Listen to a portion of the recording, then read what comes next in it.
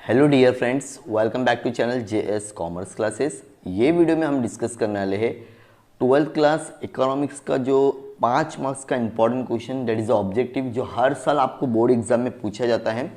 सो ये आपके text book में कुछ चैप्टर में दिए हुए और कुछ चैप्टर में नहीं दिए हुए। तो मेरी कोशिश ये रहेगी, अगर आप इस वीडियो को पूरा देखते हो तो डेफिनेटली इकोनॉमिक्स में आपको 5 में से 5 मार्क्स लेने से कोई नहीं रोकेगा, बिकॉज जो क्वेश्चन का आंसर और जो क्वेश्चन हम लोग एक्सप्लेन करने वाले 100% बोलता हूँ एग्जाम में, वही से आपको 5 मार्क्स का इकोनॉमिक टर्म पूछा जाएगा। अब पूरे जितने भी चैप्टर्स हम सारे चैप्टर्स में से करेंगे, प्लस आपके जो क्वेश्चंस रिपीटेड हुए हैं वो भी हम इसमें वीडियो में क्या करने वाले, कवर करने वाले। तो इकोनॉमिक्स 12th बोर्ड एग्जाम 2024, अब जो भी वीडियो देख रहे होंगे, मतलब कौन से भी बोर्ड के लिए 2024 हो सकता है, जुलाई के लिए भी बच्चे इस वीडियो को देख रहे होंगे, उसके बाद में जो 2005 में होने वाला 25 में वो उसके लिए भी देख रहे होंगे, सभी के लिए इंपॉर्टेंट क्वेश्चन है। ठीक है, 5 मार्क्स कंफर्म समझिए।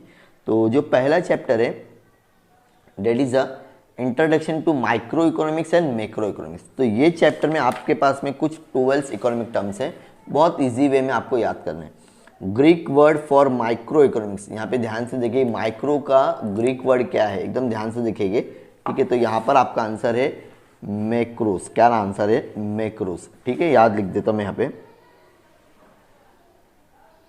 मैक्रोस। ठीक है, उसके बाद में सेकंड है आपका Greek word of macro economics, तो यहाँ पर आपका आंसर हो जाएगा माइक्रोस।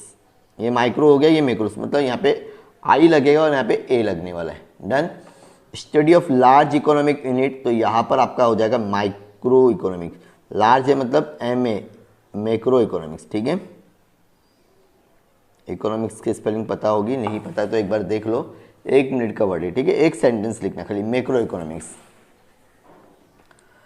स्टडी ऑफ स्मॉल और मिलियन पार्ट ऑफ इकोनॉमिक्स, तो यहाँ पर आपका आंसर आने वाला है micro economics. Just note down the spelling also. Okay, then question number 5, price determination of individual commodity by forecast of demand and supply, तो यहाँ पर आपका आंसर है थ्योरी ऑफ प्रोडक्ट प्राइसिंग। क्या रहेगा? Theory of product pricing. Spelling अगर आपको चाहिए तो आप यहाँ से स्पेलिंग ले सकते हो, theory of product pricing.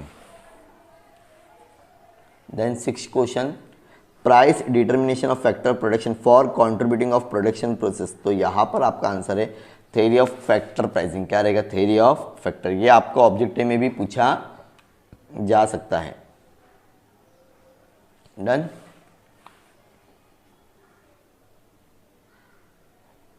Then है आपका 7th, maximum satisfaction of a people due to the efficiency in location of resource, यहाँ पर आपका आंसर है थ्योरी ऑफ इकोनॉमिक वेलफेयर। क्या है? Theory of economic welfare. चाहिए तो आप लोग स्पेलिंग देख सकते हो। 7th का answer theory of economic welfare.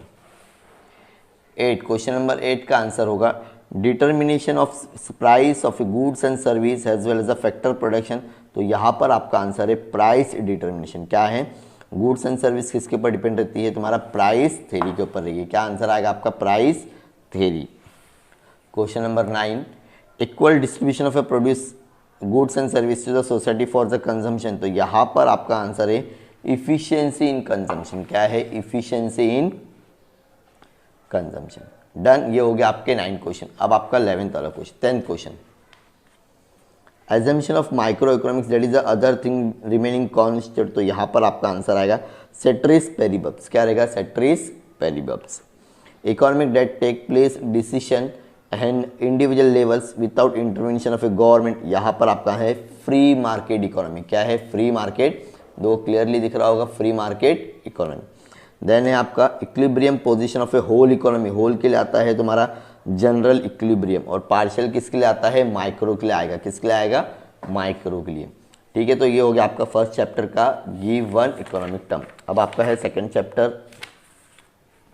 Mostly देखो ये हर साल, ये चैप्टर में से तो हर साल पूछा गया है, तो ये बहुत इंपॉर्टेंट है। ठीक है, चलो स्टार्ट करते हैं। Chapter number 2, utility. Utility of a commodity increase with change in time of utilization, तो यहाँ पर आपका आंसर आ जाएगा टाइम यूटिलिटी। क्या आ जाएगा? Time utility. Additional utility derived by the consumer from the addition unit of a consume, यहाँ पर आपका आंसर है मार्जिनल यूटिलिटी। क्या है? Marginal utility. मार्जिनल का मतलब होता है addition. Swati purchase raincoat for her father in rainy season. तो यहाँ पर आपका आंसर है टाइम यूटिलिटी, मतलब टाइम के हिसाब से खरीद रही है ना। बारिश हर महीने होती है क्या? नहीं ना, रेनी सीजन ये महीने, साल के 4 महीने रहते हैं इसके लिए। Treatment given by doctor to the patient, यहाँ पर आंसर है सर्विस यूटिलिटी। क्या वो प्रोवाइड कर रहा है? सर्विस दे रहा है। क्या कर रहा है? Service. Goods sold by shopkeeper to consumer, यहाँ पर आंसर है पोजीशन यूटिलिटी। सामने वाला क्या कर रहा है? वो अपना प्रोडक्ट सामने वाले को दे रहा है, वो अब वो तेरी हो गई, मतलब वो तेरे नाम कर दिया है, उसका हो गया पोजीशन। मतलब यहाँ पे सामने वाला अपनी चीज़ों को क्या कर रहा है? दूसरे को दे रहा है। Aggregate of utility drive from the all unit, तो यहाँ पर हम लोग बोलते हैं टोटल यूटिलिटी। क्या बोलेंगे? Total utility. Utility become negative beyond the point of satisfaction, तो इसको हम लोग बोलते हैं डिस यूटिलिटी। क्या बोलते हैं? डिस यूटिलिटी, मतलब जो नेगेटिव में जाता है ना, जब पूरा अगर आप लोग ग्राफ बनाओगे तो जो माइनस की तरफ जाएगा तो वहाँ पे डिस यूटिलिटी हो जाता है। Utility create due to the change in the structure of a given material, तो यहाँ पर आंसर है फॉर्म यूटिलिटी। फॉर्म का मतलब आपके पास में फॉर एग्जांपल वुडन है, वुडन से आपने क्या कर दी? एक चेयर बना दी है, तो ये हो गया फॉर्म यूटिलिटी। मतलब आप स्ट्रक्चर क्या कर रहे हो? उसका टोटली चेंज कर रहे हो। State of mind of A feel happy, तो यहाँ पर आंसर है सेटिस्फेक्शन। ऐसी कोई चीज़ जिससे आपको खुशी मिल रही है उसको हम लोग बोलते हैं satisfaction. Feeling lack of satisfaction, तो यहाँ पर हम लोग बोलते हैं वांट। क्या बोलते हैं? वांट। क्या आंसर आएगा आपका? Want. The urgency to satisfy the want immediately, उसको इंटेंसिटी, अभी के अभी करना है। इंटेंसिटी जरूरत, अर्जेंसी, मुझे अभी के अभी प्यास लग रही है अभी, उसको हम लोग बोलते हैं इंटेंसिटी। क्या बोलेंगे? इंटेंसिटी। तो ये हो गया सेकंड चैप्टर का गिव इकोनॉमिक वन वर्ड। अब हम लोग करेंगे चैप्टर नंबर थर्ड, जो कि एग्जाम में पूछा गया है। सिचुएशन वेयर मोर और quantity is demanded eight a lower price, इसको हम लोग दो चीज़ बोलते हैं, जरा ध्यान से देखिए। सिचुएशन जहाँ पे क्वांटिटी क्या हो रही है? ज़्यादा सप्लाई हो रही है, डिमांड हो रही है लोअर प्राइस पे, तो इसको हम लोग बोलते हैं एक्सपांशन और एक्सटेंशन ऑफ डिमांड। याद रखना, एक्सपांशन और extension of demand. Graphical representation of a demand schedule, इसको हम लोग बोलते हैं डिमांड कर्व। क्या बोलेंगे डियर फ्रेंड्स? Demand curve. क्या बोलेंगे? Demand curve.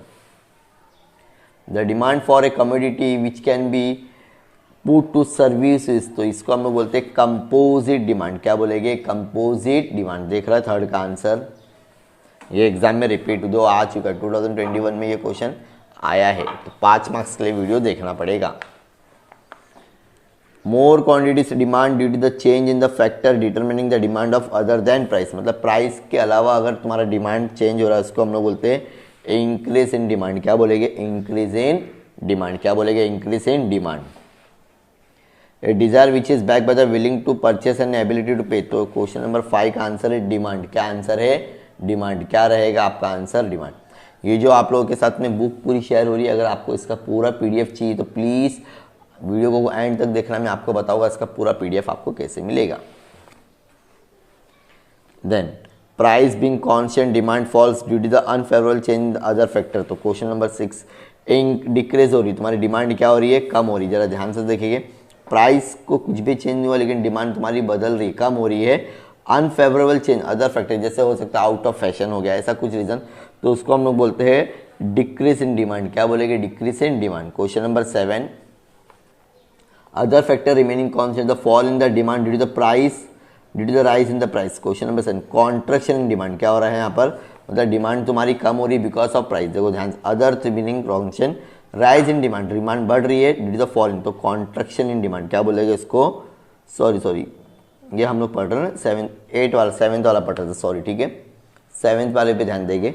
Other thing being constant fall in demand, demand क्या हो रही? कम हो रही है लेकिन प्राइस बढ़ रहा है, तो उसको हम लोग बोलते हैं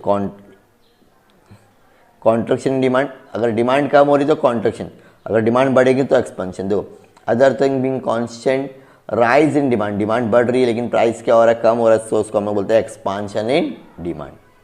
9th का क्वेश्चन देखेंगे अभी। To satisfy a woman want of a sewing needles thread is required, इसको क्या लगेगा? कॉम्प्लीमेंट्री और जॉइंट डिमांड होता है, मतलब धागा ऐसे काम नहीं करेगा जब तक तुम्हारे पास में सुई ना हो, तो इसको हम लोग बोलते हैं complementary demand. Rise in demand due to the change in other factor, price remaining constant, price में चेंजेस नहीं हो रहा तो भी डिमांड तुम्हारी बढ़ रही है, तो इसको हम लोग बोलेंगे इंक्रीज इन डिमांड, क्या बोलेंगे, increase in demand. Fall in demand, demand तुम्हारी कम हो रही है ड्यू टू द चेंज, मतलब अदर फैक्टर से, प्राइस में कुछ भी चेंजेस नहीं हो रहा, कम हो रही है मतलब decrease in demand. Done. Question number 12, good of low quality consider as the inferior goods, तो यहाँ पर आपका आंसर आएगा गिवन गुड्स, क्या बोलेंगे इसको, given goods. Demand for commodity that satisfy the human wants directly, यहाँ पर आपका आंसर है डायरेक्ट डिमांड, क्या है, direct demand. Demand for a factor of a production, तो यहाँ पर आपका आंसर है इनडायरेक्ट डिमांड, क्या रहेगा, इनडायरेक्ट डिमांड। टू और more goods demanded eight A time of A situation of A want, यहाँ पर आपका आंसर है जॉइंट और कॉम्प्लीमेंट्री डिमांड, क्या है, जॉइंट भी बोलते हैं इसको और कॉम्प्लीमेंट्री, मतलब एक के साथ में दूसरी चीज़ की भी डिमांड ऑटोमेटिकली हो जाएगी। टू और more good demand, for example हम लोग दे सकते हैं कार और पेट्रोल का, ये भी तुम्हारा जॉइंट प्रोडक्ट है, मतलब कार का डिमांड तभी होगा जब तुम्हारा पेट्रोल की डिमांड भी होगी, तभी। समझ में आ गया। तो ये हो गया तुम्हारा चैप्टर नंबर 3 ए। अब हम करेंगे 3 B.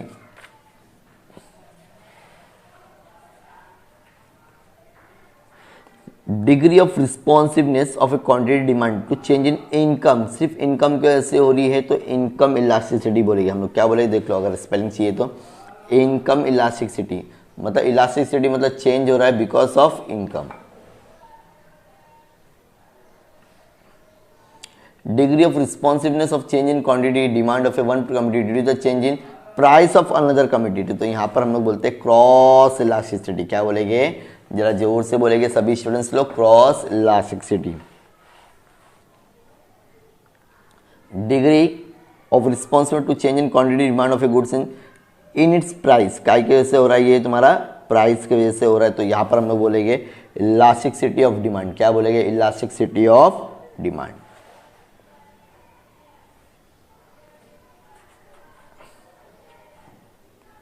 Elasticity resulting from the infinite change in quantity of a demand, इसको हम लोग बोलते हैं परफेक्टली इलास्टिक डिमांड, क्या बोलेंगे, परफेक्टली इलास्टिक डिमांड। सब साथ में याद करेंगे और पीडीएफ के लिए प्लीज वीडियो को एंड तक देखना है आपको। Elasticity resulting from the proportionate change in quantity demand due to the proportionate change in the price, यहाँ पर आपका आंसर है प्राइस इलास्टिसिटी, क्या रहेगा, price elasticity. Elasticity results from the changes in price does not affect the demand at all, यहाँ पर आपका answer रहेगा परफेक्टली इनइलास्टिक, क्या रहेगा, परफेक्टली इनइलास्टिक, क्या रहेगा, perfectly inelastic. 7 product of price and quantity demand, तो यहाँ पर आपका आंसर है टोटल एक्सपेंडिचर, क्या रहेगा, total expenditure. Elasticity resulting from the change in the demand is a more than the change in the price, इसको हम लोग बोलते हैं रिलेटिवली इलास्टिक, क्या बोलेगा, relatively elastic demand. 9th one, elasticity of demand is measured with in the following formula, अगर ऐसा formula दिया है lower segment of a demand curve below आगे गिवन पॉइंट अपर सेगमेंट, तो यहाँ पर आपका आंसर है point of geometric mean method, क्या बोलते हैं इसको, पॉइंट और geometric mean method. Question number 10 last है चैप्टर का। A fall in the price of a mobile handset may lead to the rise in the demand for the SIM card, यहाँ पे क्या बोलते हैं, कॉम्प्लीमेंट्री, मतलब एक से साथ में एक मिलने वाला, मतलब अगर तुम कॉम्प्लीमेंट्री डिमांड बोलेगे इसको, क्या बोलेंगे, कॉम्प्लीमेंट्री डिमांड, क्या बोलेंगे, ऑटोमेटिकली अगर प्राइस किसका कम हो रहा है तुम्हारा मोबाइल का, तो ऑटोमेटिकली डिमांड किसकी बढ़ जाएगी, सिम कार्ड की हो जाएगी, तो सेम यही लॉजिक है, ठीक है। तो ये हो गया चैप्टर नंबर 3 बी। अब हम देखेंगे chapter number 4 A, that is a supply analysis. Cost incurred on a fix factor, क्या बोला मैंने, चलो मैं इसका आंसर आपको पूरा बैक करूँगा बार बार तो आपको प्रॉब्लम क्रिएट हो जाएगी, तो इसका आंसर पहले हम लोग लिख लेंगे, problem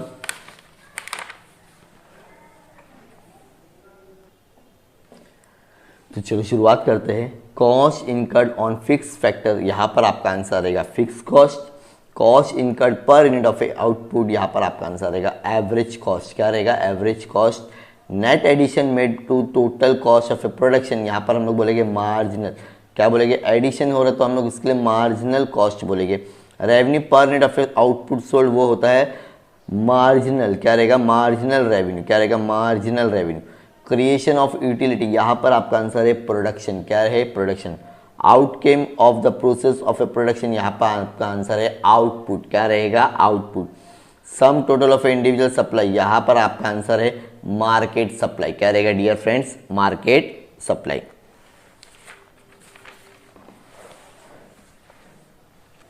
next, cost incurred on a fix factor like land, labour, machinery, इसको हम लोग बोलते हैं चैप्टर फिक्स कॉस्ट बोलेंगे। क्या बोलेंगे? फिक्स कॉस्ट है, मतलब ये तो मुझे देना ही देना है, भले ही मेरा प्रोडक्शन बने या ना बने। Minimum price below which sellers will not sell single unit, इसको हम लोग बोलते हैं रिजर्वेशन प्राइस। क्या बोलते हैं? Reservation price.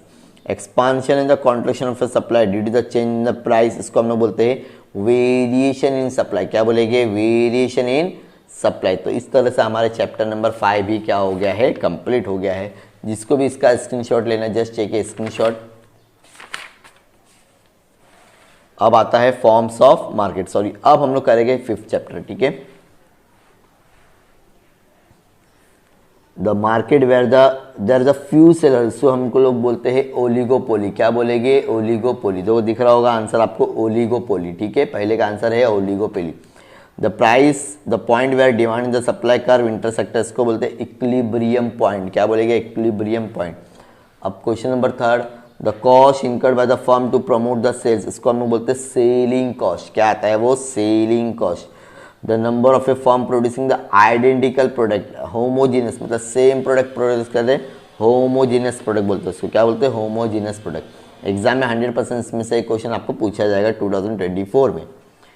Number of A firm हो गया। Charging different price for a different consumer for the same product, इसको हम लोग बोलते हैं डिस्क्रिमिनेटिंग मोनोपोली, मतलब अलग अलग कस्टमर से अलग अलग चार्ज करना। Period in which all factor of a production are variable, तो यहाँ पर आपका आंसर है वेरी लॉन्ग पीरियड। क्या आएगा आंसर आपका? Very long period.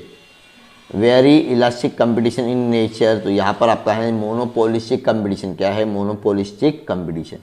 A market in which laissez faire policies adapted by the government, यहाँ पर आपका आंसर है परफेक्ट कंपटीशन रहेगा। क्या रहेगा? Perfect competition.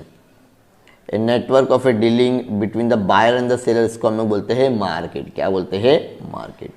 Market in which firms and industries are same, जिसको दोनों सेम रहता है उसको बोलते हैं हम लोग मोनोपोली।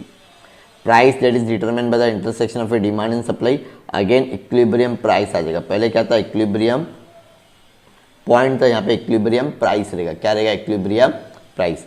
तो ये हो गया चैप्टर नंबर 5। अब हम लोग करेंगे chapter number 6, that is the index number.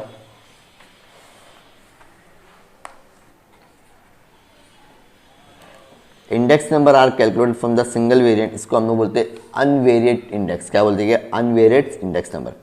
Index number calculate from the good of a variable, इसको हम लोग बोलते हैं कंपोजिट इंडेक्स। क्या बोलेंगे? Composite index. The year for which index number is being prepared, यहाँ पर हम लोग बोलते हैं करंट ईयर। क्या बोलेंगे? Current year. The year of which changes are measure, इसको हम लोग बोलते हैं बेस ईयर, जिसमें चेंज हो रहा है, जिससे हम लोग कंपेयर करते हैं। बैरोमीटर ऑफ इकोनॉमिक एक्टिविटी, यहाँ पर आंसर है इंडेक्स नंबर। क्या रहेगा? चैप्टर का नाम ही है। The index which measure price level for goods trade in the wholesale market, यहाँ पर आपका आंसर है होल सेल प्राइस इंडेक्स। क्या रहेगा? Wholesale price index number. Index which is measure price level of a हो गया। Index which is measure price level of a goods retail market के लिए आएगा रिटेल प्राइस इंडेक्स नंबर। क्या रहेगा? Retail price. Base year का index number हमेशा हम लोग 100 लेते हैं।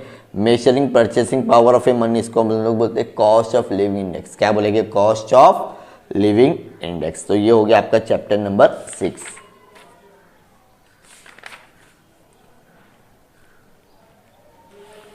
अब ये चैप्टर में से आपको एग्जाम में पूछा गया है चैप्टर नंबर 7 नेशनल इनकम, ठीक है।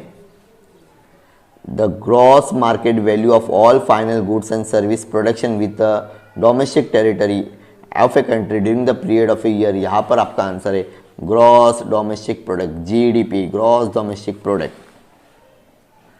The volume of a commodity and service turn out during the given period of A time without duplication, duplication नहीं हो रहा है, इसको हम लोग बोलते हैं नेशनल इनकम। क्या बोलेंगे? National income. Economy which where supply flow income is circulated between the household and the firm, household and the business firm, यहाँ पर आपका आंसर है टू सेक्टर इकोनॉमी। क्या है? Two sector economy. Question number 4, value of total production of a goods and service in the year express in the terms of money, यहाँ पर आपका answer रहेगा नेशनल इनकम। क्या रहेगा? National income. Different types of export value and the import value, यहाँ पर आपका answer रहेगा net income from the abroad, export minus import, net income from the abroad. Question number 6, organisation doing the estimation of a national income, यहाँ पर आपका answer रहेगा central statistical organisation, ठीक है। 7, organisation doing the estimation of a national income हो गया, sum of a total income receive by all factor production, यहाँ पर आपका आंसर है 7th का, that is the income method, क्या रहेगा, income method. Method where national income is R plus W plus I plus P plus MI plus X minus import is equal to, आपका answer आ जाएगा income method, ये भी क्या है तुम्हारा इनकम ही मेथड है।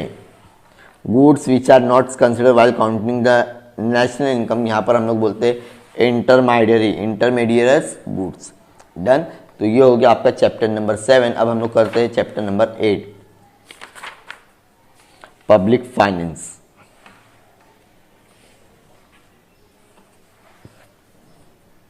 यहां से भी आपको एग्जाम में पूछा गया है, the expenditure which is incurred by the public authority for promoting the social and the economic welfare, यहाँ पर आपका आंसर बन जाएगा पब्लिक फाइनेंस। क्या बन जाएगा, पब्लिक फाइनेंस। क्या रहेगा, public finance. Financial statement showing the expected receipt and the propose expenditure of a government in the coming financial year, यहाँ पर आपका आंसर है डियर फ्रेंड्स बजट। क्या रहेगा, बजट बोलते हैं इसको। The compulsory contribution to the government by the person without receiving any direct proportion to the benefit of return, यहाँ पर हम लोग बोलेंगे टैक्स पे करना पड़ता है, हम लोग को कुछ मिलने वाला नहीं लेकिन हम लोग को फिर भी पे करना है, तो that is known the tax. Borrowing of a government from the financial institution within the country, यहाँ पर हम लोग इसको नाम देते हैं इंटरनल डेप्ट। क्या बोलेंगे, इंटरनल डेप्ट बोलेंगे। क्या बोलेंगे डियर फ्रेंड्स, इंटरनल डेप्ट। The financial policy implemented by the government which deals with the public expenditure, public revenue and the public debt, पांचवे का आंसर है आप लोगों का फिस्कल पॉलिसी। क्या रहेगा, fiscal policy. The types of a budget where settlement, estimated revenue and the expenditure of a government are equal, तो यहाँ पर हम लोग बोलते हैं बैलेंस बजट। क्या हो गया, वो तुम्हारा बैलेंस हो गया। The aggregate collection of income with the government through the various sources, इसको हम लोग बोलते हैं पब्लिक रेवेन्यू। क्या बोलेंगे, पब्लिक रेवेन्यू। रेवेन्यू का मतलब इनकम हो गया, पब्लिक का मतलब गवर्नमेंट हो गया। It is paid by tax payer on his income and the property, इसको हम लोग बोलते हैं डायरेक्ट टैक्स। क्या बोलेंगे, direct tax. It is a category of a tax which is levied at a same and the constant rate on all income, इसको हम लोग बोलते हैं प्रपोर्शन टैक्स। क्या बोलेंगे, proportionate tax. Revenue receive by the government administration other than the taxes, non tax revenue है ये। क्या रहेगा, नॉन टैक्स रेवेन्यू, मतलब टैक्स के थ्रू तुमको इनकम नहीं हुई है, कहीं और जगह से हुई है। अभी आपका 9th chapter, that is a money market capital market. क्या है, money market and capital market. यहां से भी एग्जाम में पूछा गया है। डिपॉजिट विड्रॉल ऑन डिमांड, यहाँ पर आपका आंसर रहेगा डिमांड डिपॉजिट। क्या रहेगा dear friends, demand deposit. Account that are operated by salary class and the small trader, इसको हम लोग बोलते हैं सेविंग अकाउंट। क्या बोलेंगे, saving account. Account open by the business, sorry हाँ कॉर्पोरेशन द ट्रस्ट, यहाँ पे हम लोग बोलते हैं करंट अकाउंट। क्या रहेगा, थर्ड का आंसर दो, बिजनेसमैन करंट अकाउंट। बिजनेसमैन आ गया मतलब करंट अकाउंट, नॉर्मली पर्सन रहेगा तो saving account. Sources of fund in unbanked area which provide the loan direct to the agriculture, यहाँ पे इंडिजिनस बैंक बोलते हैं, इंडिजिनस बैंक बोलेंगे। क्या बोलेंगे, indigenous bank. Question number 4, source of a fund हो गया। It is the unsecured negotiable instrument in a bearer from the issue by the commercial bank and the development bank institution, finance institution, तो यहाँ पर है certificate of deposit. क्या बोलते हैं, certificate of deposit. Question number 6, market where derivatives से the securities already issue by the company, उसको हम लोग सेकेंडरी मार्केट बोलते हैं, मतलब सेकेंड हैंड, एक बार ऑलरेडी बिक चुका है उसको फिर से मुझे बेचना है या खरीदना है तो उसको हम लोग बोलते हैं secondary market. It act as a link between the various investment and the borrowers to meet the financial objective of the both parties, तो यहाँ पर आपका आंसर है फाइनेंशियल इंटरमीडियरीज। क्या बोलेंगे, financial intermediaries. It deals with the shares and the debenture issue by the old and the new companies, इसको हम लोग बोलते हैं इंडस्ट्रियल सिक्योरिटीज मार्केट। क्या बोलेंगे, industrial securities market. Market for long term मतलब capital market. Fund to promote the investor awareness IEPF, IEPF, IEPF। Done, यहाँ तक का सारा आपको डाउट क्लियर हो गया। अब हम लोग करेंगे नेक्स्ट चैप्टर। लास्ट चैप्टर है आपका फॉरेन ट्रेड ऑफ इंडिया। अब इसमें भी आपके पास में कुछ इकोनॉमिक टर्म्स है जो कि एग्जाम में पूछे जाते हैं। तो पहला क्वेश्चन है आपका, to purchase goods and service by one country from another country, इसको हम लोग बोलते हैं इम्पोर्ट ट्रेड। क्या बोलेंगे? परचेस कर रही, the sales of a goods and service by the country to another country, इसको हम लोग बोलते हैं एक्सपोर्ट। अगर खरीद रहे तो इम्पोर्ट, बेचेंगे तो export. To purchase goods from the service, तो पर दो एक बार फिर से, to sells goods and service by the one country to another, मतलब एक सेल बेचते रहिए हम लोग दूसरे अलग अलग कंट्री को। यहाँ पे क्या हो रहा है? To purchase goods from the and service from one country and selling to the another country, तो इसको हम लोग बोलते हैं इंट्रापोर्ट। क्या बोलते हैं? स्पेलिंग ध्यान देंगे, ENTRE, entrepot trade. Fourth, exchange of a goods and service, इसको हम लोग बोलते हैं ट्रेड। क्या बोलते हैं? Trade. Export value is greater than the import value, मतलब तुम्हारा क्या हो गया है? ट्रेड सरप्लस में चला गया है। Export value is greater than the हो गया, import value is greater than the export, मतलब अगर तुम्हारा इंपोर्ट ज्यादा रहेगा तो क्या होगा? ट्रेड डिफिशियंटी, मतलब लॉस में, कम मतलब पूरे कंट्री लॉस में है। Trade is done by the sea, इसको हम लोग बोलते हैं ओशनिक ट्रेड। क्या बोलते हैं? ओशन, मतलब समुद्र के थ्रू अगर तुम ट्रेड कर रहे हो ओशनिक हो जाएगा। This leads division of a labour in the specialisation, इसको हम लोग बोलते हैं फॉरेन ट्रेड। क्या बोलते हैं? Foreign trade. We can see और टच द गुड्स, इसको हम लोग बोलते हैं विजिबल और tangible goods. We cannot see और टच द फूड, इनटेंजिबल और इनविजिबल गुड। ये क्वेश्चन तो मुझे लगता है ऑलमोस्ट सभी स्टूडेंट्स को आता होगा। तो ये आप लोगों का 5 मार्क्स का गिव इकोनॉमिक टर्म, जो कि आप लोगों के लिए ऑब्जेक्टिव में भी हेल्प होगा, अदर ऑब्जेक्टिव, अगर ये सेम टू सेम क्वेश्चन भी एग्जाम में आ सकता है। तो मुझे ऐसा लग रहा है कि जो भी ये 30 मिनट का पूरा देखा रहेगा वीडियो, अगर एक बार देख लिया, अगर आपने पूरा लिख लिया, तो 101% बोलता हूँ कोई भी बच्चा रहेगा, ये जो क्वेश्चन मैंने आप लोगों के साथ में एक्सप्लेन किया हो, अगर 2 से 3 बार वीडियो देखिए तो 5 मार्क्स वो 101% क्या कर सकता है? गेन कर सकता है अपने बोर्ड एग्जाम के लिए। अगर आप मार्च में दे रहे हो, जुलाई में दे रहे हो, कोई भी टाइम पे अगर एग्जाम दे रहे हो, तो ये वीडियो आप लोगों के लिए बहुत ज़्यादा यूजफुल है।